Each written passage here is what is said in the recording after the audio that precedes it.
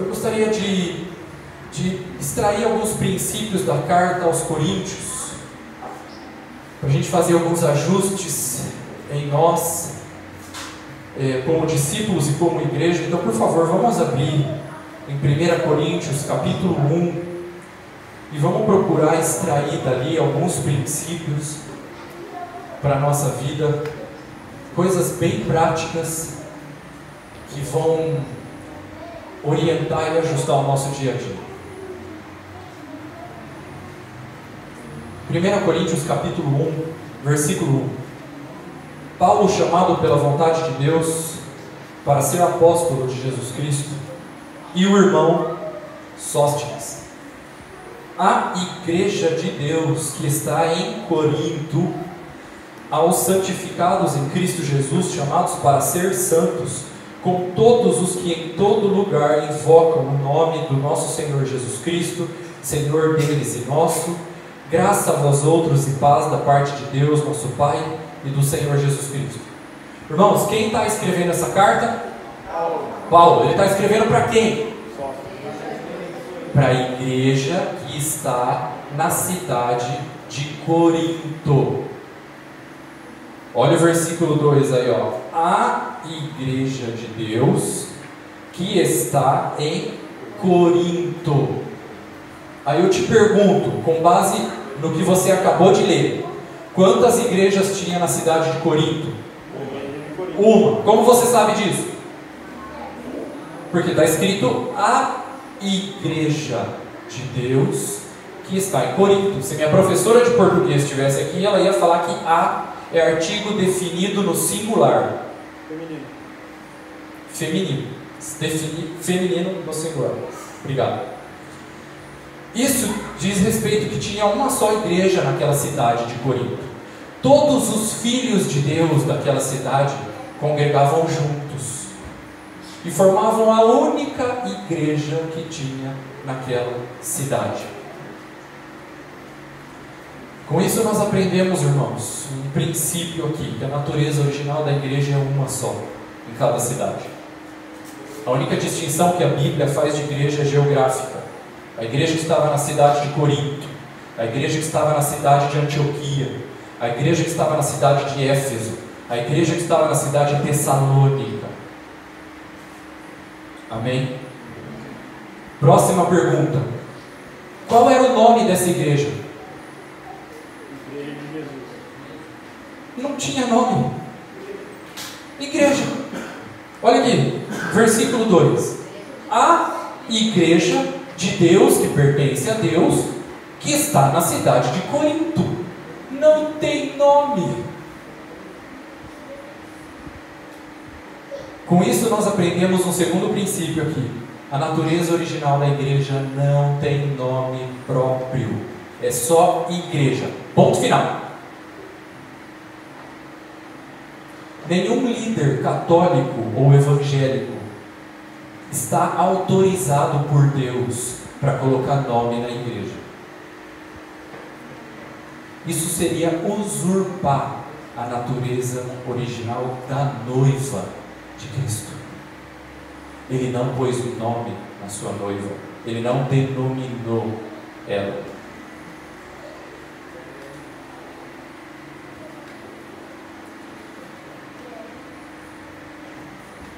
Nós precisamos ter essa convicção no nosso coração, irmãos, para não sofrer aquele tipo de ataque de pessoas que não têm revelação da natureza original da igreja e possa, porventura, te constranger, te coagir ou te intimidar, julgando que você faz parte de uma seita porque a igreja não tem nome. Não se sinta intimidado com esse tipo de afirmação, nem com esse tipo de julgamento. Se alguém disser para você que você faz parte de uma seita porque não tem nome, você com amor apresenta a verdade para ele. Tem muitos que não têm essa revelação, precisam aprender. Amém, irmãos? Não precisa atacá-los, não precisa julgá-los, mas em amor compartilhe a verdade com eles. Olha aqui, a natureza original da igreja não tem nome próprio. Confia. Amém, irmãos? Amém ou não? Amém. Ô Jesus! Ainda aqui em 1 Coríntios capítulo 1, no versículo 10, Paulo diz o seguinte: rogo-vos, irmãos, pelo nome de nosso Senhor Jesus Cristo, que falem todos a mesma coisa e não haja entre vós divisões. Antes sejais inteiramente unidos, na mesma disposição mental, no mesmo parecer. Pois a vosso respeito, meus irmãos, fui informado pelos da casa de Cloé, de que há contendas entre vós. Refiro-me ao fato de cada um de vós dizer: eu sou de Paulo, e eu de Apolo, e eu de Cefas, e eu de Cristo. Acaso Cristo está dividido? Foi Paulo crucificado em favor de vós? Ou fostes porventura batizados em nome de Paulo? Irmãos, o que estava acontecendo aqui? Na cidade de Corinto tinha uma só igreja, só que eles tinham preferências na igreja. Eu prefiro o Paulo, eu prefiro o Apolo e eu prefiro o Cefas.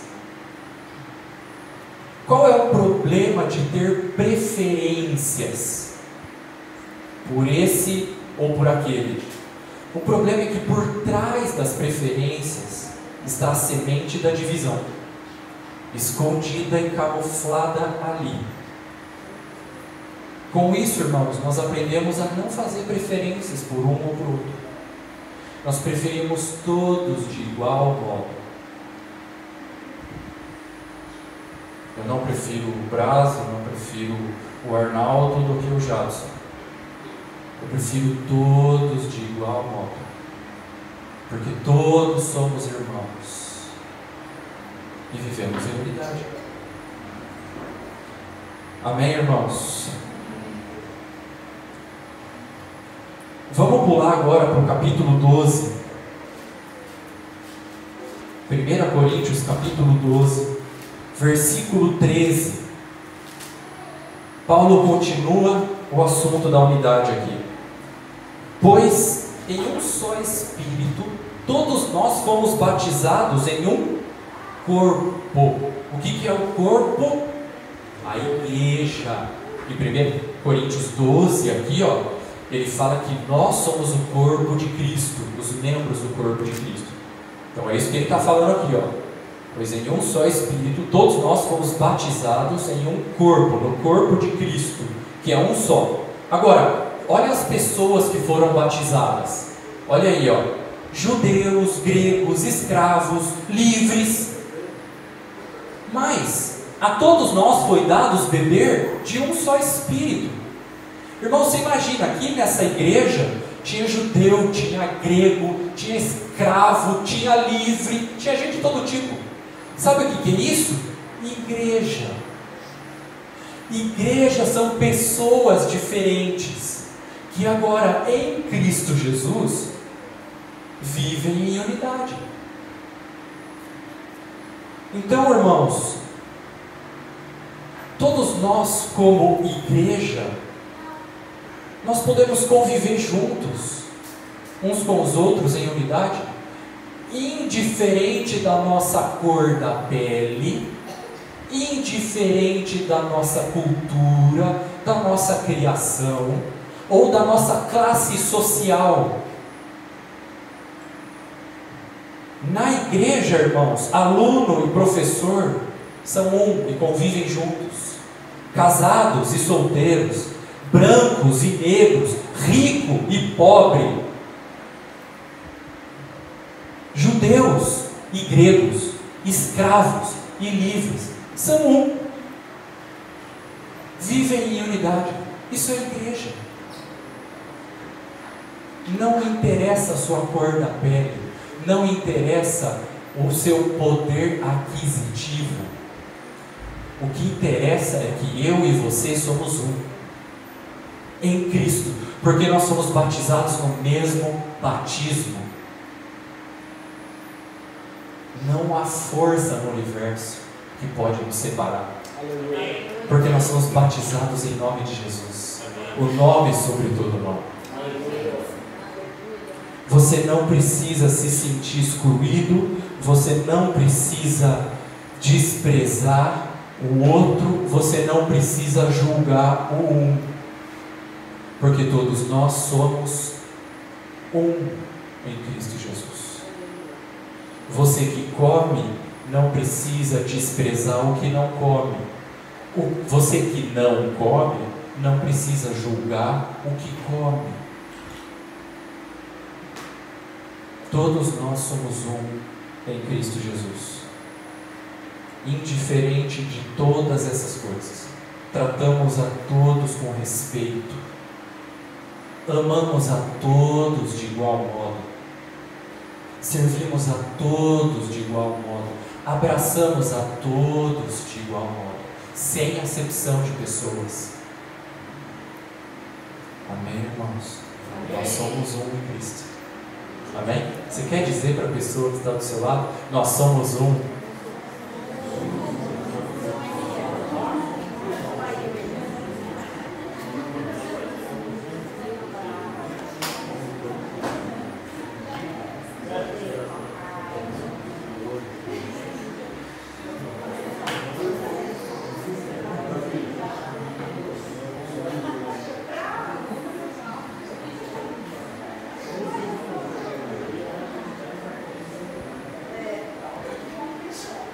Versículo 26, 1 Coríntios capítulo 12, versículo 26.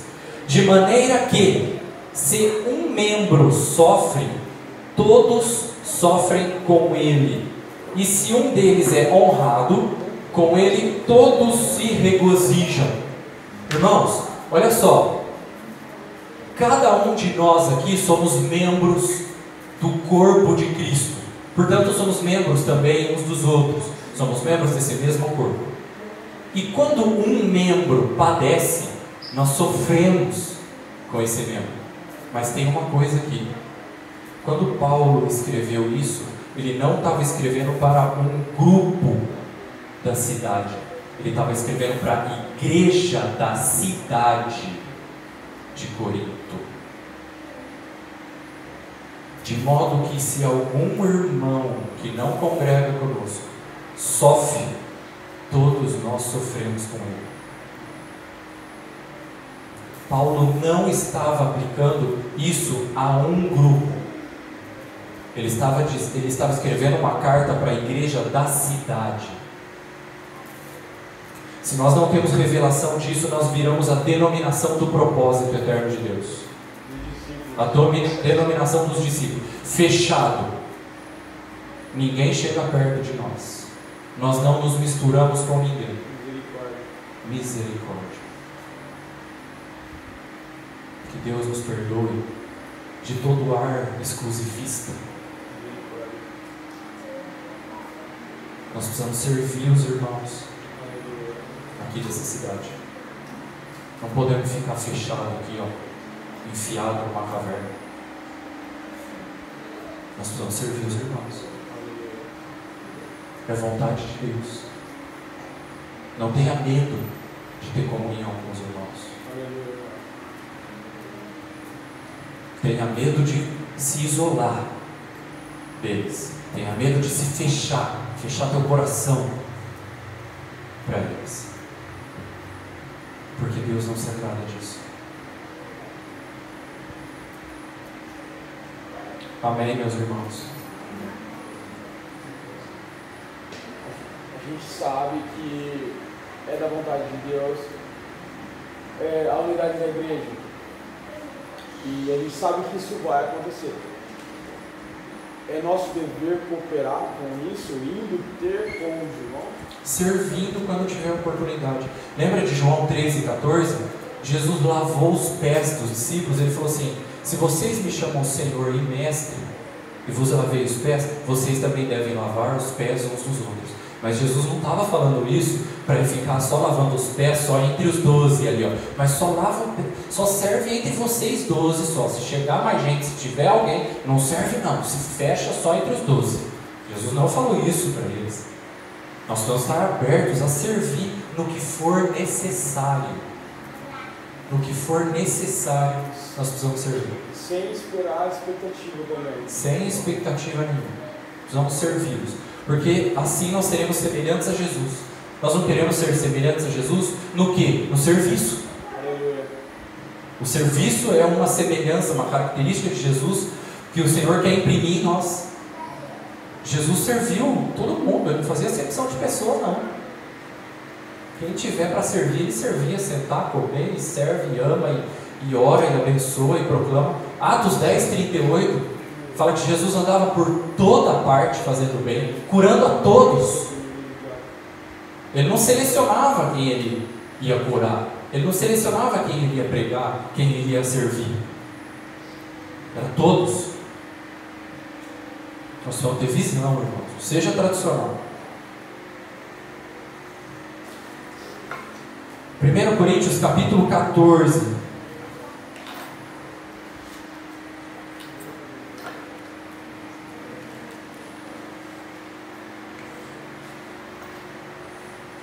Versículo 12.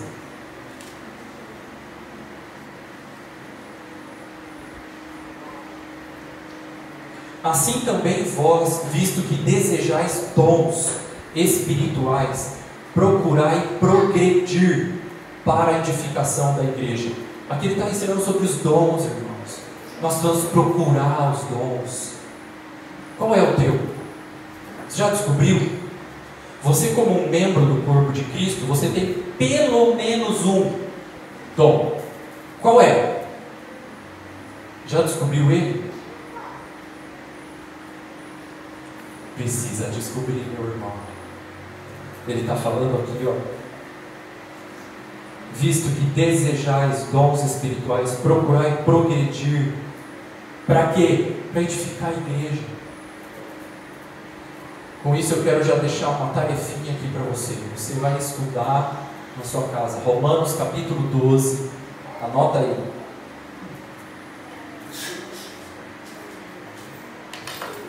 Romanos capítulo 12, do versículo 8 até o 10. Ali tem uma lista de 7 dons. Fica de tarefa para você buscar o Senhor. Leia esses textos.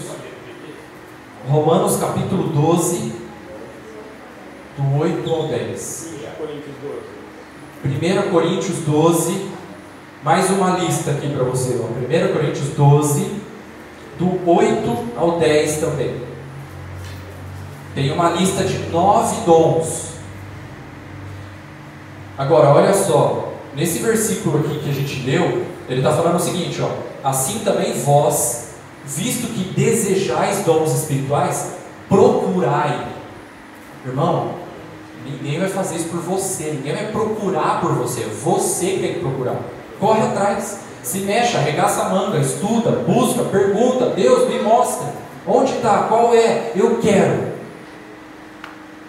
Busca, irmão, vai atrás, arregaça a manga, sai da zona de conforto, se mexe. Mas é assim, ó, para você encontrar seu dom, você tem que ser intencional. Ninguém encontra o dom por acidente. 1 Coríntios 12, do 8 ao 10. Lendo, começando lendo os textos. Marcos, Romanos e 1 Coríntios são os dois iguais. 2 ao 10. São duas listas diferentes. Sim, mas Romanos é 12, do 8 ao 10. E 1 Coríntios é 12, do 8 ao 10.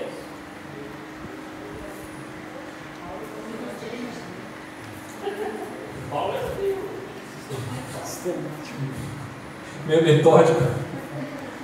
É que não foi ele que colocou os versículos, né? Nem capítulo. Quando ele escreveu, não tinha capítulo nem versículo. Sociedade Bíblica que colocou depois para facilitar a gente encontrar os textos, né? Busca, irmão. Mas assim, ó, olha só. Você tem que ser intencional. Você tem que ter a intenção. Porque ninguém encontra o dom sem querer. Por acidente, por acaso. Tem que ter intenção. Decidir e vai atrás, lê, estuda, busca, ora, pergunta. A hora que você lê os textos, você pergunta para o seu discipulador. O discipulador é um instrumento precioso para encontrar os dons, sabia? Você já reparou? Quem que encontrou o ministério de Josué? O líder dele, Moisés. Colocou ele para liderar o povo. Quem encontrou o dom de Davi? O líder dele, Samuel, ungiu ele rei. Quem encontrou o ministério dos 12? O líder deles, Jesus Cristo, os 12 apóstolos. Quem encontrou o dom de Timóteo? O líder dele, Paulo, evangelista. Faz o trabalho evangelista. Discipulador ajuda muito a encontrar os dons. Pergunta, ora, busca o Senhor primeiro você busca o Senhor. Busca o Espírito Santo. Uma coisa que o Espírito Santo tem falado para mim é que a gente não pode fazer discípulo enjaulado no zoológico. A gente tem que ser discípulo de selva. A gente fica protegendo, enjaula ele vira uma ameba. Tem que ser discípulo de selva, saber viver na selva, saber plantar ali na selva. O Espírito Santo está com você, é o teu discipulador principal. O Espírito Santo é o teu discipulador principal. Pergunta para ele, vai atrás dele, ouça a voz dele, aprenda a ouvir a voz do Senhor. Amém, irmãos? Eu enchi meu coração de alegria essa semana quando eu soube que o Jadson, o Paulinho e a Pamela estão fazendo aula de violão. É isso, né? Eu enchi meu coração, explodiu de alegria, irmãos. Ah, mas eu nunca aprendi. Começa a aprender agora, irmão. Em nome de Jesus. Senhor, abençoamos a vida do Paulinho, da Pamela, do Jadson, em nome de Jesus. Dons, profetizamos o fluir dos dons, ministério, dom musical, de instrumento. Senhor, levanta aqui na congregação baterista, Senhor, em nome de Jesus. Contrabaixista, Senhor, back vocal, ministros de louvor, profetas, em nome do Senhor Jesus, homens, dons, levanta aqui, Senhor, obreiros, presbíteros, diáconos, em nome do Senhor Jesus. Amém, Senhor. Amém, irmãos? Olha só, eu já vi Deus levantando gente do fracasso e gente do pecado. Mas eu nunca vi Deus levantando ninguém que dá desculpa.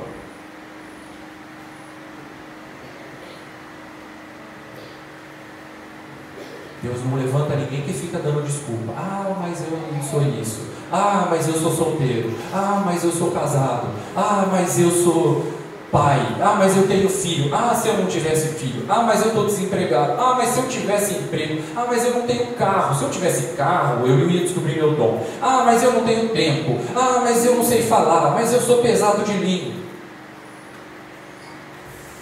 Deus te levanta do pecado, do fracasso, da lama. Mas Ele não te levanta das justificativas que você dá. Ele não levanta ninguém que fica dando desculpa. Porque Deus resiste ao soberbo. Então fica essa para você fazer apertar esse parafusinho aí, você que fica dando desculpa, esfarrapada. Cada hora arruma uma justificativa, cada hora arruma um negócio para se ocupar, as coisas lícitas desse mundo, e corre atrás das coisas lícitas dessa terra, e cada hora arruma uma desculpa. Aí você vai matando o tempo, né? Bem malandrinho, né?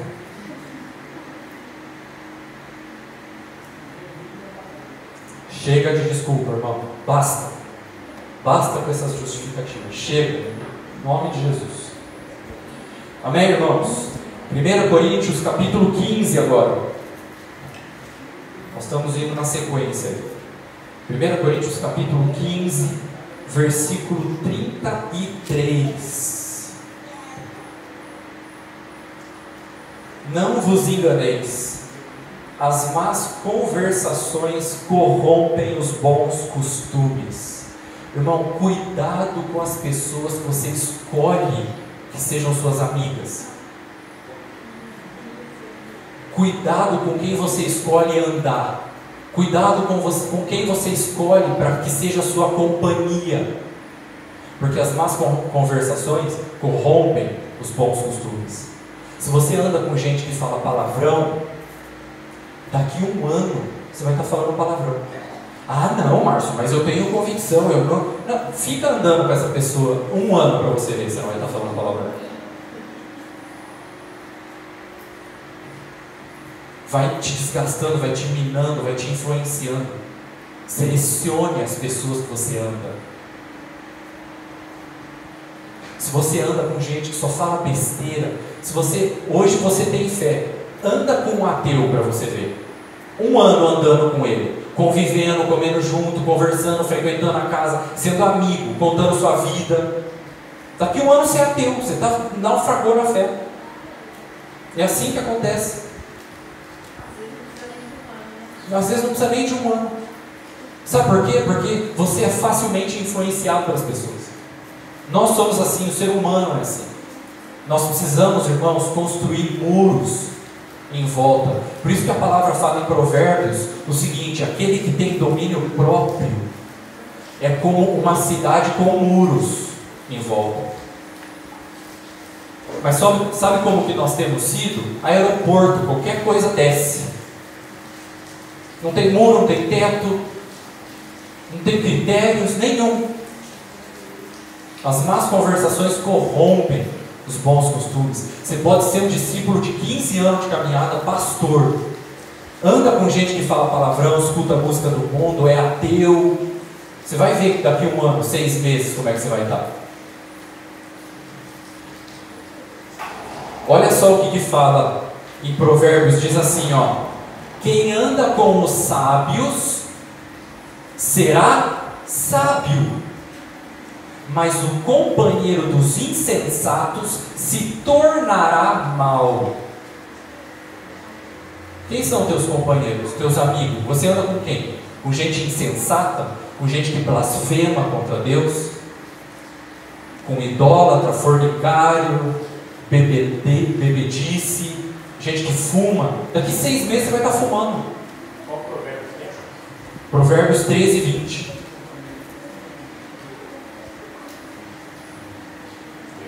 Escolha os teus companheiros, seleciona os teus amigos, coloca um filtro, escolha com quem que você anda. Irmãos, há 10 anos atrás, a gurizada da minha idade ia para o retiro de jovens, eu ia para o retiro de pastor. Quando eu tinha um retiro aberto, os jovens iam jogar bola, eu encostava no presbítero. Eu falei: e aí, como é que é as manhas de ser presbítero? Eu escolhia andar com eles. Eu sabia que eu ia ser ordenado ao presbitério 10 anos atrás. Eu consigo prever aonde que você vai estar daqui 5 anos, dependendo com quem que você anda, o que você lê, as viagens que você faz. Dá para saber como que vai estar a sua vida daqui a 1 ano, 5 anos. Eu sei que daqui 1 ano, daqui 5 anos, daqui 10 anos, eu não vou entender nada de culinária, porque eu não leio nada disso de culinária. Eu não ando com ninguém que cozinha, eu não faço perguntas sobre como é que faz um prato. Mas provavelmente eu vou estar viajando, eu vou estar cuidando de pastor, porque é essas coisas que eu leio, é com esse tipo de gente que eu ando. As músicas que você escolhe ouvir, aquilo que você decide ler, as pessoas que você escolhe andar, define o teu futuro, define o teu destino, define onde você vai estar daqui 1 ano, daqui 5 anos, daqui 10 anos. Está escrito: o que anda com o sábio será sábio, mas o companheiro dos insensatos se tornará mau. E ele fala aqui, ó, no versículo 33 de 1 Coríntios: não vos enganeis. Não se engane. Não seja ingênuo. Não seja infantil. Você anda com gente do mundo, você vai ficar montando. Não seja infantil. Por que Salmo capítulo 1 fala assim: bem-aventurado aquele que não se assenta na roda dos escarnecedores? Por que será que está escrito isso na Bíblia? Por que será que está escrito: bem-aventurado aquele que não recebe conselho dos ímpios, Já viu que o ímpio é cheio de querer dar conselho para você? Ah, Márcio, faz 15 anos que você não beija uma menina, você é louco! Fizeram lavagem cerebral na tua cabeça? Esse é o conselho dos ímpios. Mas a minha integridade não tem preço. Eu não vendo a minha santidade por prazer, nem pelas coisas vistas desse mundo. Eu estou bem resolvido. E você? Está bem resolvido?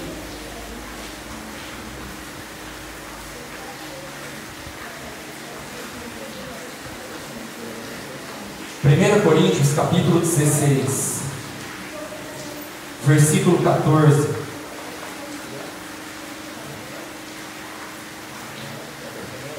Todos os vossos atos sejam feitos com amor. Irmãos, tem uma diferença entre intenção e atitude. Aqui ele está falando de atitude. Isso eu quero trazer a seguinte aplicação aqui, na nossa vida como igreja. O que o Espírito Santo está nos falando aqui, no nosso convívio como igreja? Que as nossas atitudes sejam com amor. Atitudes, não intenção. Mas, Márcio, eu tenho uma boa intenção quando eu falei do boné do Arnaldo.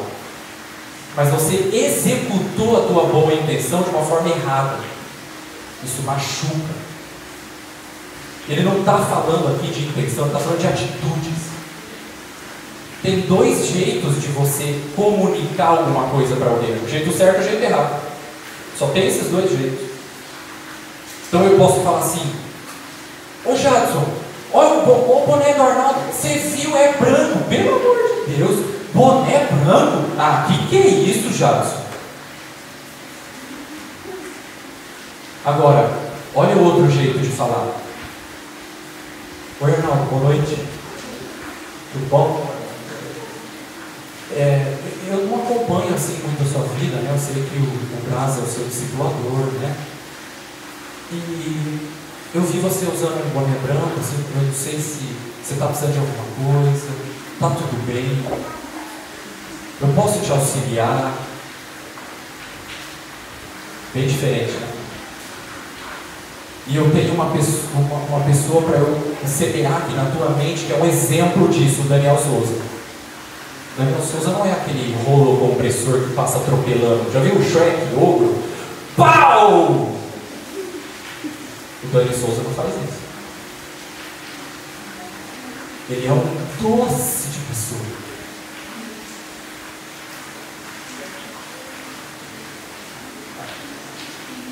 Todos os vossos atos sejam feitos com amor.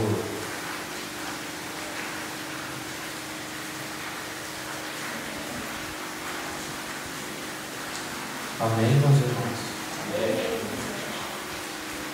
Vamos para 2 Coríntios, capítulo 5,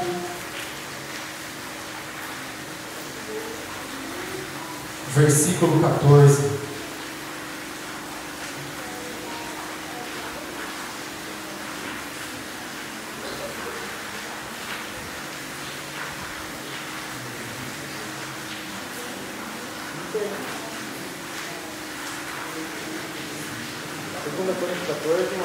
Segunda Coríntios capítulo 5, versículo 14 e 15. Pois o amor de Cristo nos constrange, julgando nós isso, um morreu por todos, logo todos morreram, e ele, Jesus Cristo, morreu por todos. Para quê? Para que os que vivem, nós, não vivam mais para si mesmos, mas para aquele que por eles morreu e ressuscitou. O que Paulo está falando aqui, irmãos? Jesus entregou sua vida por nós. E isso deveria causar um santo constrangimento no teu coração, a ponto de você se entregar 100%, sem reservas. a ponto de você não viver mais para si mesmo. Se você teve um encontro com Jesus Cristo, você não vive mais para si mesmo.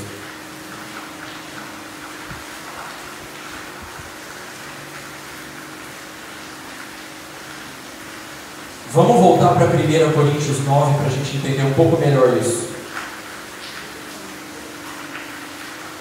1 Coríntios capítulo 9, versículo 19 até o 23. Olha o que Paulo está falando aí. Como é que faz para viver para Ele, para Jesus? 1 Coríntios 9, 19.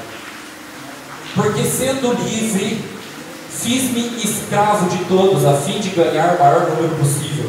Procedi para com os judeus como judeu, a fim de ganhar os judeus. Para com os que vivem sob o regime da lei, como se eu mesmo assim vivesse, para ganhar os que vivendo debaixo da lei, embora não esteja eu debaixo da lei.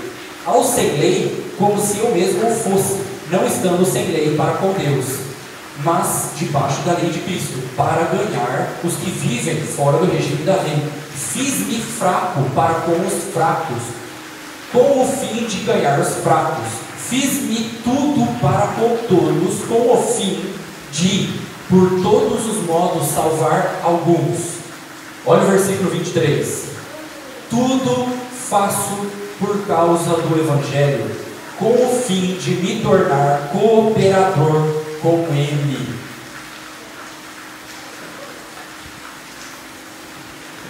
Esse é o exemplo de uma pessoa que não vivia para os seus próprios sonhos pessoais lícitos aqui na terra. Alguém que teve um encontro com Jesus e foi constrangido de uma maneira santa, pura, sublime por esse encontro com Jesus, não vive para si mesmo, vive para Ele.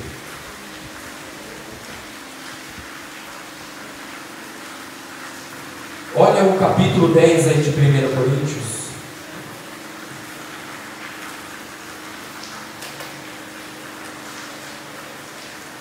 1 Coríntios capítulo 10, versículo 33. Assim como também eu procuro em tudo ser agradável a todos, não buscando o meu próprio interesse, mas o de muitos. Para quê? Para que sejam salvos. Irmãos, igreja só tem razão de existir se viver para a missão de fazer discípulos, de ganhar pessoas. Senão a gente corre o risco de ficar uma congregação gorda, com as perninhas fraquinhas, não anda para lugar nenhum. Está gorda de tanto alimento, de tanto receber, recebe, não dá para ninguém, não proclama o Evangelho para ninguém, tem vergonha de falar de Jesus para as pessoas.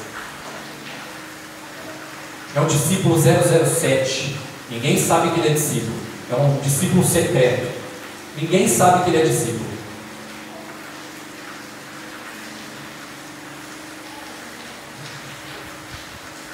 Jesus morreu pelos nossos pecados, irmãos, para que a gente não viva mais para nós mesmos,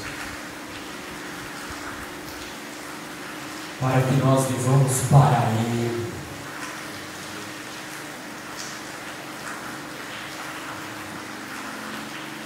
Aí eu te pergunto, para que você acorda cada manhã?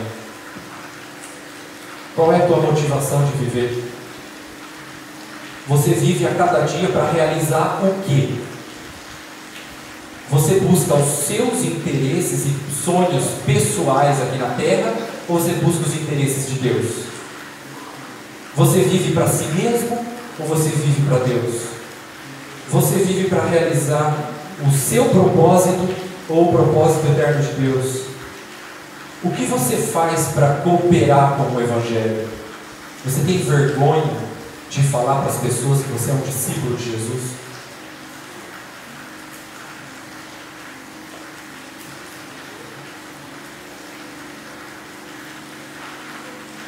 Ele morreu por todos, para que aqueles que vivem não vivam mais para si mesmos, egoístas, com seus projetos terrenos egoístas, mas vivam para Ele. Márcio, esse evangelho é muito radical. Irmão, sabe o que é radical? Radical é um Deus santo, justo, perfeito, que nunca cometeu um pecado, descer aqui na terra e morrer naquela cruz por uma coisa que Ele nunca fez. Morrer miseravelmente naquela cruz por uma coisa que Ele nunca cometeu. Isso é muito radical. Olha para Jesus, bota os teus olhos nele, você vai ficar vislumbrado, seu coração vai se encher de azeite, não vai ter coisa lícita nessa terra que vai te prender aqui, que vai te enredar, que vai deixar você cego.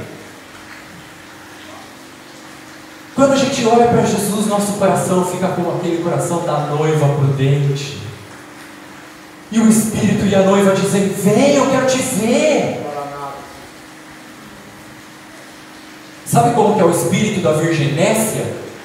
Não, eu quero realizar os meus sonhos pessoais aqui na terra primeiro.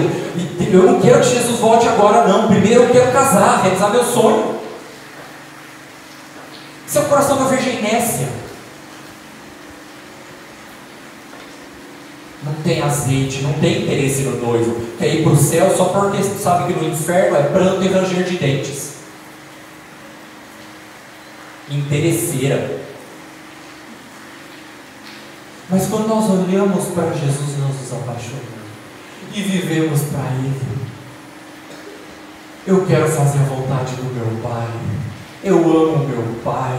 Eu adoro meu Pai. Ele me preenche, Ele me completa. Eu não sinto falta de nada. Eu quero que Ele volte. Quando Ele voltar, eu vou dar um abraço nele. Eu estava com saudade, queria te ver. Vem logo.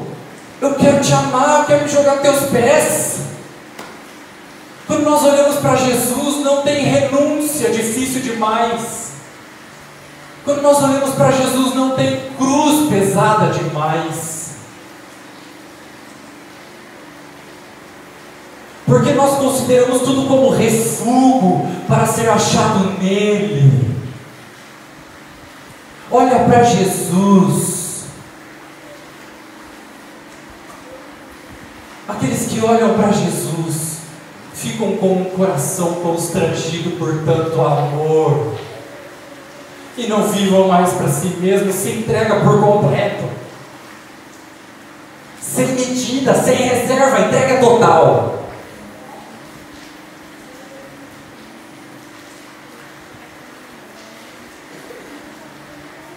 Assim deve ser a nossa vida. Coração cheio de graça.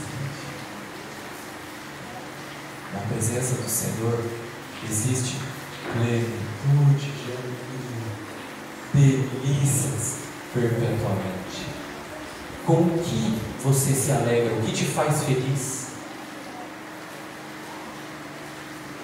Uma vez eu vi um irmão de Porto Alegre dizendo assim: se Jesus não é suficiente para você, o céu não é o seu lugar.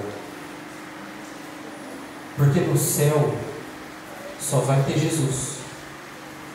Não vai ter iPhone, não vai ter iPad, não vai ter paraquedas, não vai ter crossfit, não vai ter esses brinquedinhos aqui do mundo que nos distraem. Só Jesus. Só que se hoje Ele não é suficiente para você, o céu não é o teu lugar. Jesus é suficiente, meu irmão. Ele me preenche. O Senhor é o meu pastor. Eu não sinto falta de nada.